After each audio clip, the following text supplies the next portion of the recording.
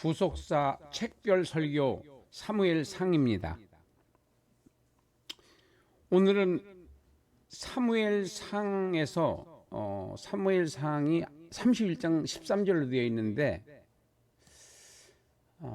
책별 한 권을 우리가 설교화한 겁니다. 먼저 서론입니다.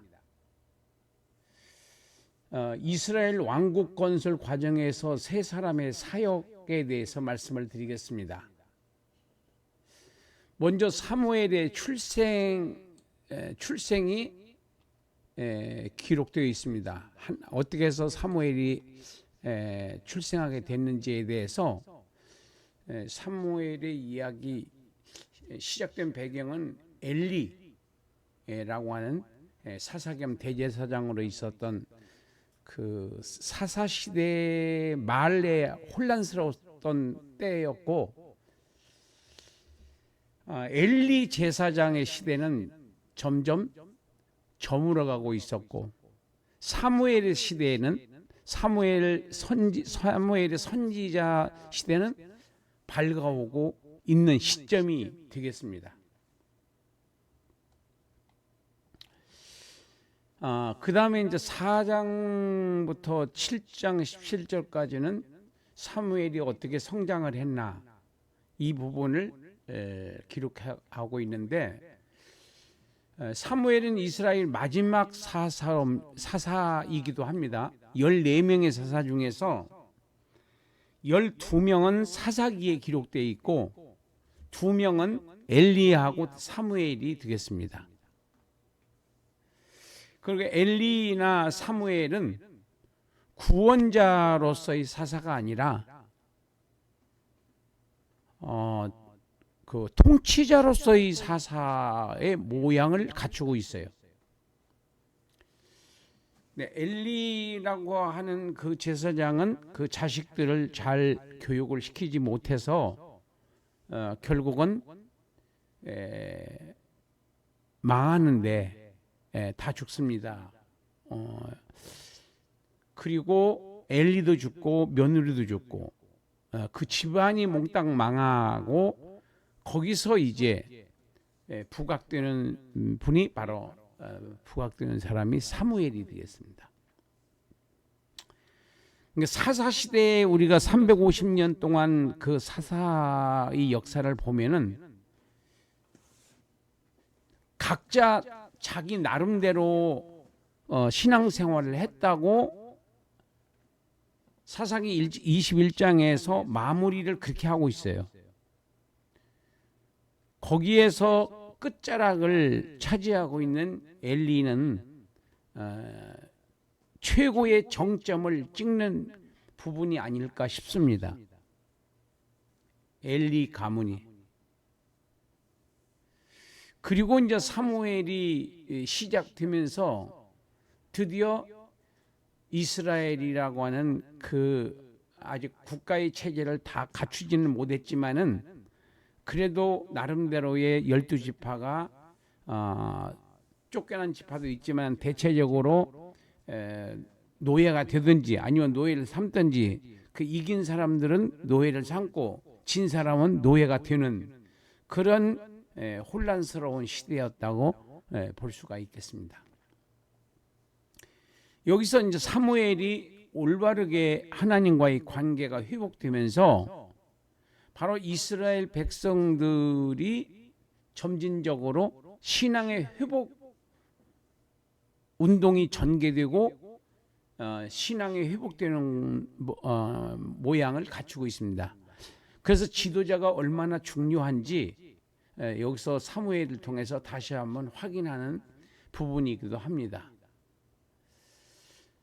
사무엘상은 그 세 사람인데, 한 사람은 사무엘, 마지막 사사인 사무엘, 두 번째는 초대왕 사울, 그리고 세 번째는 기름 부음 받은 다윗, 이렇게 세 사람이 등장하는데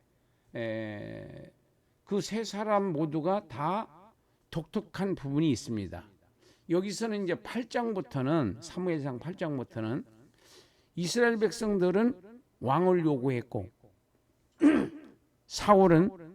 사울을 왕으로 선택을 합니다.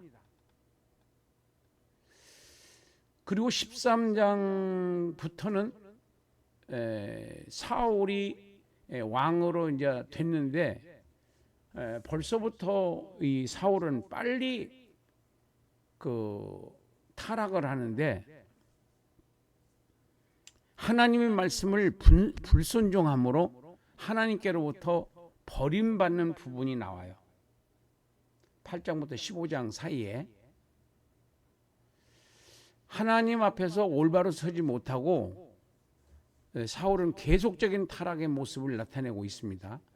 사무엘의 엄중한 예언적 경고에도 불구하고 사울은 제사장의 직무를 월권 행위까지 하는 어리석은 행동을 합니다. 그래서 그 15장에서는 아말렉 족속을 모두 죽이라고 그랬는데 여호와의 명령을 거역했기 때문에 사무엘이 결국 사울에게 하나님으로부터 버림받았다는 선포를 듣게 됩니다. 사울 왕은 왕권이 실질적으로 상실된 거죠. 그럼에도 불구하고 그 왕권에 집착을 합니다. 이 사울 왕이. 그런 과정 속에서 16장에서는 드디어 다윗은 여호와의 이름을 기업으로 여호와의 이름으로 여호와 하나님의 이름으로 거인 골리앗을 맷돌 하나로 눕히고 칼을 들어 목을 쳐 죽이는 엄청난 그 능력을 발휘하는 장면이 다윗과 골리앗이라고 하는 믿지 않은 사람들조차도 약한 자와 거인과의 싸움을 그렇게 이제 표현을 합니다. 사울의 타락 이후 신정 왕국의 대리 통치자로서 자격을 상실함으로 하나님께서는 하나님 마음에 합한 자인 새왕 다윗을 준비하셨고 사울은 다윗을 수용하지 못하고 하나님께서는 사무엘로 하여금 다윗에게 기름을 붓도록 명령을 하셨습니다. 기름 부음을 받은 다윗은 하나님의 신에 의해 감동하는 생활을 하게 됩니다. 하나님의 인도로 왕실의 분위기 속에서 통치자로서의 수업을 자연스럽게 받게 됩니다.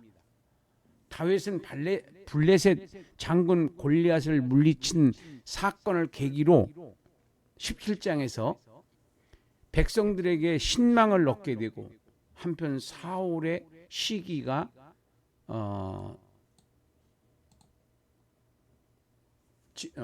질투로 다윗은 고난의 도피 생활을 하게 됩니다. 자, 18장부터는 사울 왕은 다윗을 죽이려고 몇 번을 시도했지만 그때마다 다윗은 위기를 모면하는 것은 하나님의 보호를 받았다는 증거죠.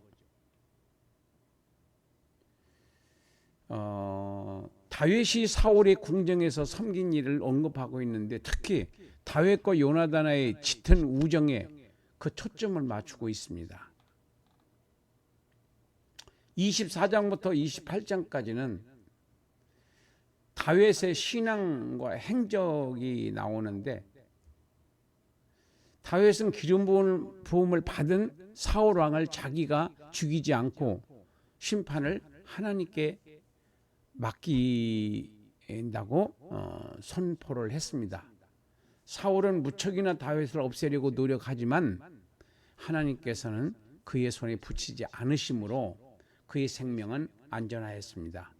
오히려 다윗은 사울을 죽일 수도 있는 두 번의 위치에 있었지만 살려주는 자비를 베풀어 주는 장면도 나와요. 이후 다윗은 시글락에서 일시적인 망명 생활을 하게 됩니다. 그리고 사울은 피폐해진 국방력으로 얼마 남지 않은 군대를 가지고 블레셋과의 전쟁을 하게 되는데, 여기서 사울이 결정적인 실수를 합니다.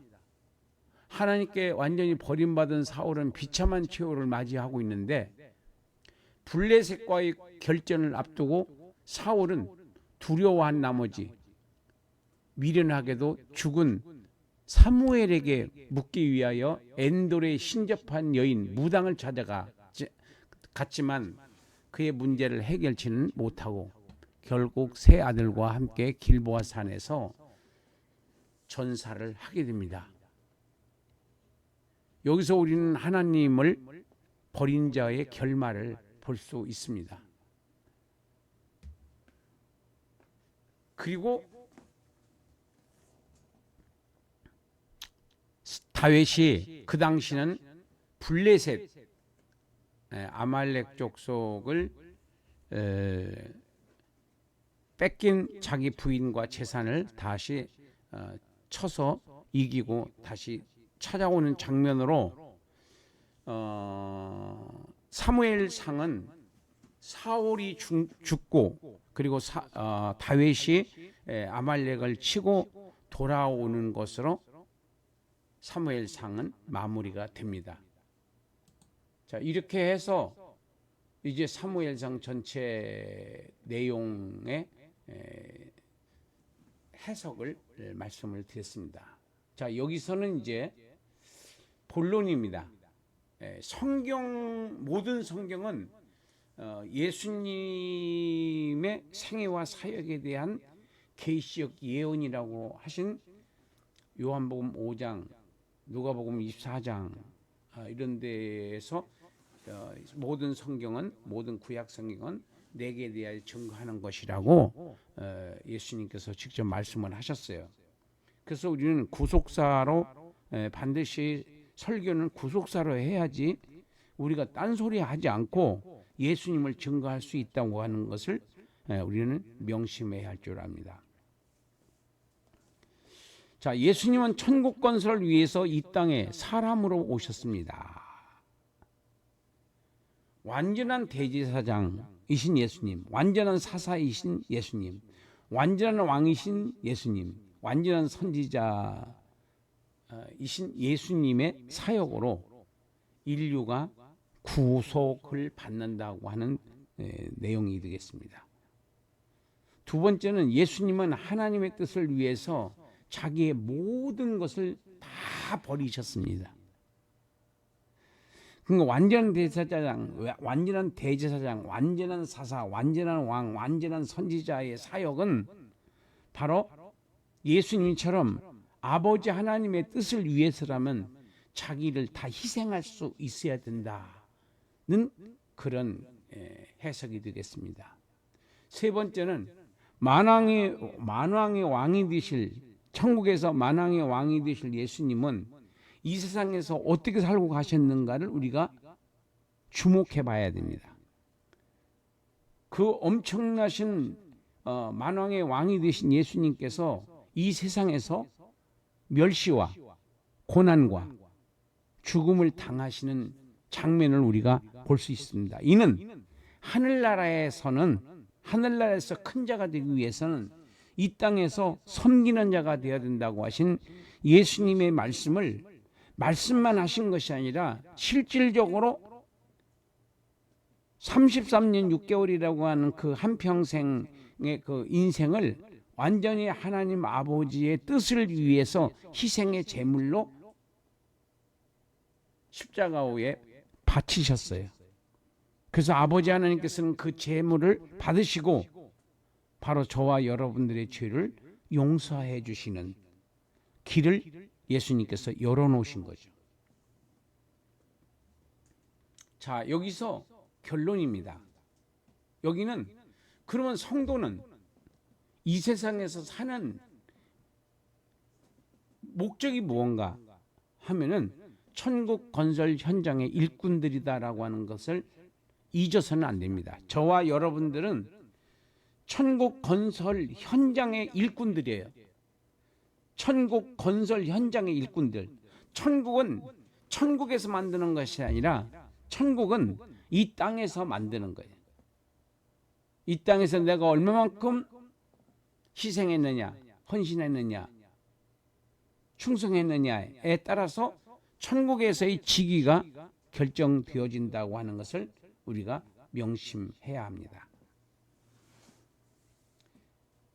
첫째, 자기 사명을 찾아야 하고 그 사명에 충실해야 합니다. 사명이 뭐냐? 하나님께서 명령하신 부분이에요. 예수를 믿는 사람들은 모두가 다 사명자입니다. 사명자는 자기 사명에 충실해야 된다. 그 자기 사명이 뭔지도 모르고 인생을 살면은 황당한 결과를 우리가 천국에서 만날 수가 있습니다. 저는 이 성경 66권을 다 배우고 다 가르치기 운동에 앞장서서 지금도 아무 호응도 없는 것 같지만은 하나님께서는 여전히 저와 함께 하시는 것을 저는 경험하고 있습니다. 두 번째는 천국 건설 현장의 일꾼들은 첫째, 두 번째는 이제 겸손한 마음으로 이웃과 성도들을 섬겨야 합니다. 겸손한 마음으로 이웃과 성도들을 섬겨야 하고 동료들을 섬겨야 합니다. 교만함은 패망의 지름길이에요. 겸손한 마음으로. 세 번째는 왕같이 대접받을 그날을 바라보며 아무리 고난이 오고 환경적으로 어렵고 질병이 오고 문제가 있다 손 치더라도 이것은 지나가는 소낙비일 뿐이다 라는 믿음을 가지고 기도하면서 싸워 이겨내야 됩니다. 그럴 때 하나님께서 저와 여러분들을 들어서 영광을 받으시고 최대한 우리가 하나님께 쓰임받는 삶을 살다가 주님을 만나야 합니다. 팽팽 놀다가 주님을 만나면 안 돼요. 어떻게든지 예수님을 잘 믿을 수 있도록, 바르게 믿을 수 있도록, 또 전도를 하고 한 명이라도 전도하고 한 명이라도 가르치고 성경 66권을 가르치고 그렇게 해서 주님께로부터 잘했다 칭찬 들을 수 있는 저와 여러분들의 삶이 되어야 되겠습니다. 오늘은 우리가 사무엘 상을 통해서 성도는 천국 건설의 현장의 일꾼들이다. 성도는 이 말은 예수를 믿어서 구원받은 자들은 이 말이에요. 예수를 믿어 구원받은 자들은 천국 건설 현장의 일꾼들이다 라고 하는 것을 굳게 붙잡고 일꾼은 일꾼답게 일꾼은 일을 잘해야 된다. 다른 거 필요 없습니다. 일꾼은 일을 잘해야 돼요. 자기에게 맡겨준 일에 대해서 최선을 다해서 목숨을 걸고 충성하는 그 모습을 주님께 보여드릴 때 바로 천국에서 우리에게 상급이 있는 거고 면류관이 있는 것입니다. 허송세월 할 시간이 없습니다. 일꾼들은 일을 잘해야 월급을 잘 줄 수 있어요. 일꾼이 일을 안 하고 자꾸 무슨 뭐 맨날 몸이 아프네 뭐네만 할 일이 아니라 그 아픈 가운데서도 할 수 있는 일이 뭔가, 아픈 가운데서도 할 수 있는 부분이 어떤 부분이 있는가를 찾아야 돼요. 그래서 어쨌든지 간에 일을 만들어서라도 때를 얻든지 못 얻든지 복음을 전하라고 그러는데 저는 그보다 더 한 발짝 더 나가서 때를 만들어서라도 복음을 전해야 되고 성경을 가르쳐야 된다. 그래서 자기에게 맡겨진 사명에 충성을 다하는 저와 여러분들 되시기를 예수님의 이름으로 축복합니다. 그리고 예수 이름으로 저와 여러분들에게는 권세가 있습니다. 권세를 사용하세요. 예수 이름은 병이 떠나갑니다. 예수 이름으로 귀신이 떠나갑니다. 예수 이름으로 능력이 나타납니다. 예수 이름 앞에서 마귀는 달라들지 못합니다. 예수 이름이 권세가 있는 거지, 내가 소리를 지른다고 권세가 있는 것이 아니라 예수 이름이 바로 권세가 있습니다. 나사렛 예수의 이름으로 명령한다. 이 안진뱅이 된 귀신아, 벙어리 된 귀신아, 눈이 안 보이게 하는 귀신아, 떠나갈지어다. 예수의 이름으로 명령한다. 떠나갈지어다. 그렇게 명령을 하시기 바랍니다. 저는 아픈 데가 있으면은 바로바로 즉시로 예수의 이름으로 명령한다. 발꿈치에게 통증을 주는 귀신은, 병만은 떠나갈지어다. 저는 그렇게 명령을 해요. 그러면은 정말 나서요. 아니, 그러니까 경험한 사람들만 아는 사실입니다. 그래서 여러분들이 예수의 이름을 갖고 이 세상에서 마귀와 싸우고 정욕과 싸우고 자랑하고 싶은 것하고도 싸우고 그 영적 전쟁에서 승리하는 여러분들 되시기를 주의 이름으로 축복합니다. 감사합니다.